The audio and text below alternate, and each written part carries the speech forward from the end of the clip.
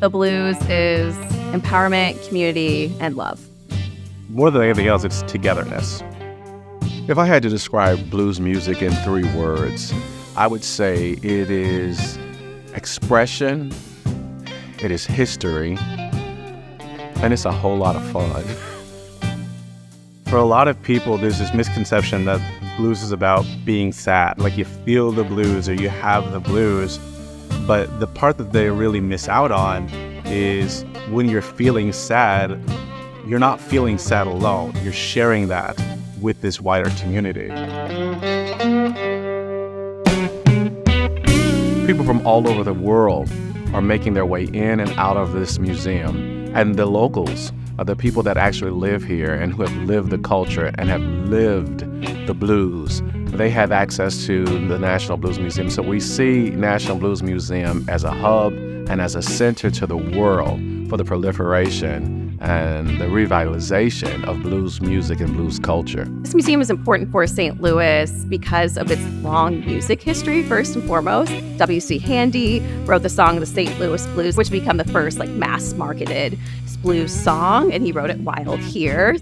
Blues music has given birth to country music and bluegrass music, and it has evolved into rock and roll music. And it has influenced jazz music, hip-hop genres, and dance music. I don't think there's a genre of music that you could name right now that did not come out of the Negro spirituals, gospel, and blues in American music. We're proud of that heritage. We're proud of the culture of blues music, and we are here to just share that with the world in a way that has never been done before. So we have a lot of really incredible exhibits here. We have artifacts from musicians like Chuck Berry, Big George Brock, and Tommy Johnson. But for me, the thing that really kind of gets overlooked as really special is we have a century-old self-playing piano in perfect working condition. That's something that a lot of people don't really notice as they're going through the museum. If you ask a member of our team about it, we're always really excited to give a demonstration. This is a place where we can learn together. It is a space that is full of all kinds of opportunities and artifacts from all over, things to actually see and touch, interactive displays where we can listen to music, study music, actually hold the records and artifacts from great and legendary, notable musicians.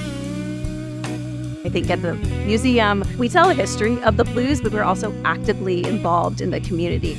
We are an arts organization, a concert space, a community kind of formation right here in downtown St. Louis, which I think is vital for just the betterment of our city. We are creating a space that is welcoming the residents here of our city, and we're also creating a welcome mat for the world to share in what we love so much, which is our own rich heritage and culture right here in our city.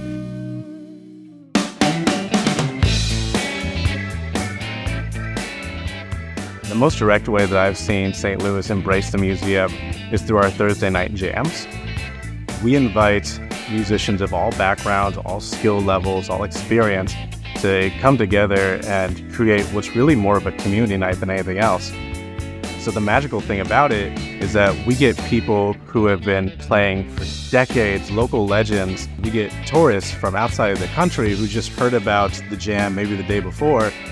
And then new, younger musicians who, for them, this might be their first time ever performing on stage in front of a crowd, all playing on the same stage together with our house band. For me, blues music it's a book that we get to read, but it's also a book that we get to write together.